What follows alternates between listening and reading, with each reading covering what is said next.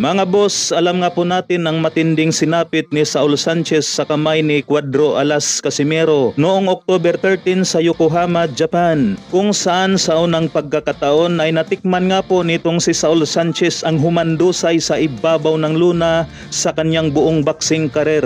Pero sa ngayon ay mukhang nakamove on na nga po itong si Saul Sanchez sa kanyang pagka-knockout. Mukhang masaya itong si Saul Sanchez kasama ang napakaganda niyang jowa. Inaabangan ko nga po mga boss na magtutukaan itong dalawa pero hanggang pa-cute lang pala. Samantala, marami nga po ang nagulat sa bagong update na inilabas ng WBO Super Bantamweight Rankings kung saan ay umangat bilang contender number 8 ang dating nakabakbakan ni Casimero na si Pilipos Nitumboa matapos nga po nitong iligpit ang dating IBF Super Bantamweight Champion na si Japanese Yoshinori Ogoni. So, dapat nga po nating maunawaan ang mga bagay na yan mga boss, na ang tinalo ni Cuadro Alas Casimero na si Saul Sanchez ay hindi po yan nakaranking sa 122, kundi sa 118 bantamweight contender number 8 nakarang si Saul Sanchez bago ang kanilang salpukan ni Cuadro Alas. Na pagkatapos naman ito i-dispatcha ni Cuadro Alas ay tuluyan na nga po itong naglaho si Sanchez sa rankings mga boss at pinalitan na ito ni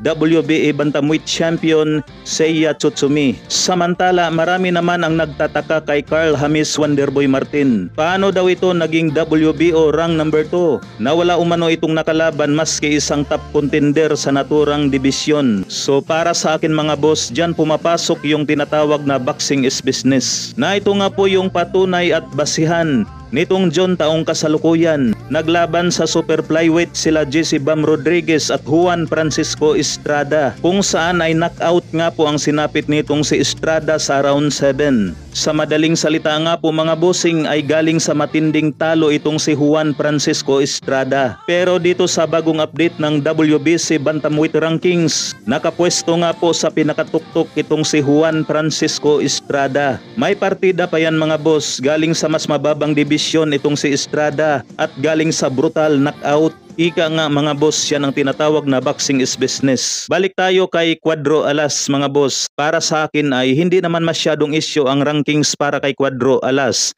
dahil isang 3 division world champion na po si Cuadro Alas Casimero.